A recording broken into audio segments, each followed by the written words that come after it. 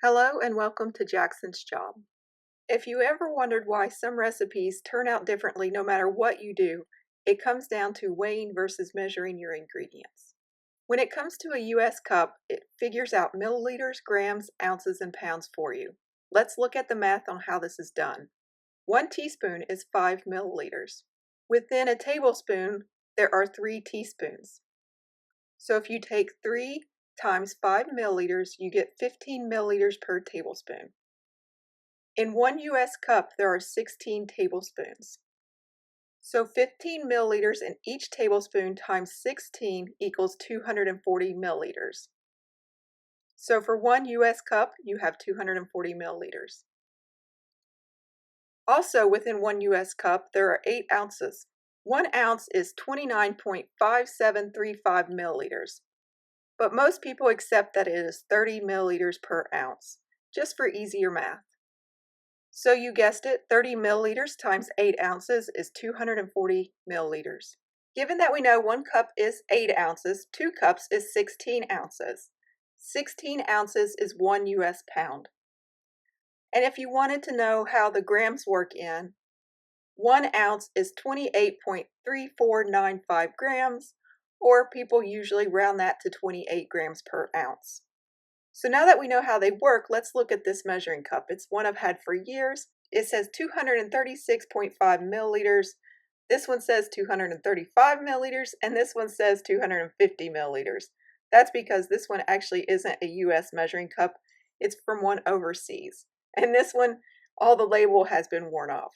Now the half cup one says 120 milliliters, which should work out. But when you compare it to its partner, the 1 cup, it says 235 milliliters. This is already getting really confusing. But none of this really should matter. The cup should weigh the same no matter what, right? Well, let's find out. I'm going to scoop some flour into a measuring cup and then level it off using the back of a butter knife.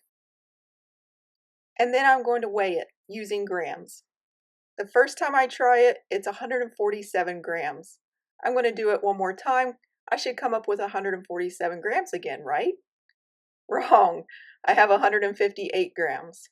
Let's try a different measuring cup. Still 1 cup. We're going to scoop it in and then we're going to level it off the same exact way. And it should be really close, correct?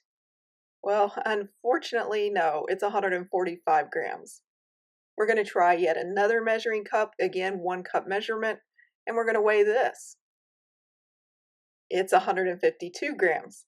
So already we are off by quite a bit of percentage when it comes to baking bread. Let's try my half cup. And this one I have 80 grams. That would be 160 grams if it measured well both times. Now let's say that you have sifted the flour or mixed it up ahead of time. Using the exact same measuring cup that I had earlier, I'm going to scoop in some flour, then I'm going to level it off with the back of the butter knife. And look how much this can change the difference. It's 138 grams. Let's try different flours. This is a self-rising flour. We're using the exact same cup that we just used earlier, and it's 167 grams. We are getting a lot of discrepancies here, guys.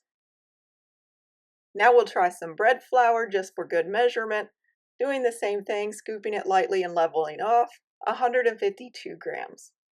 Now some of these are just a few grams off, and that's okay. That you could work with, but when it comes to using multiple cups, those grams will start adding up. Let's look at some wheat flour, and we have 148 grams.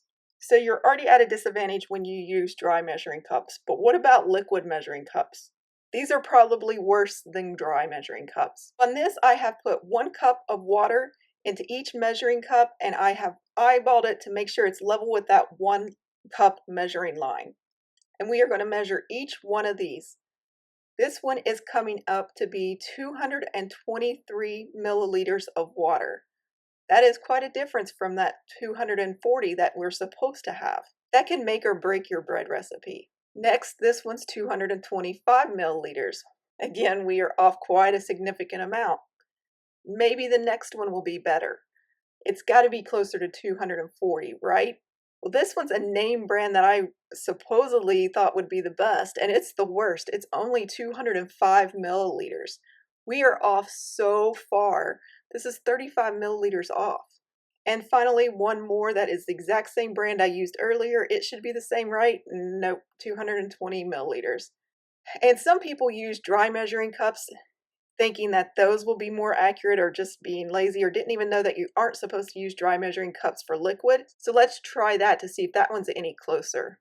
This one we have 225 milliliters. Now what's really interesting about this one is actually a measuring cup that's from overseas, and it should be 250 milliliters. And unfortunately, it's not.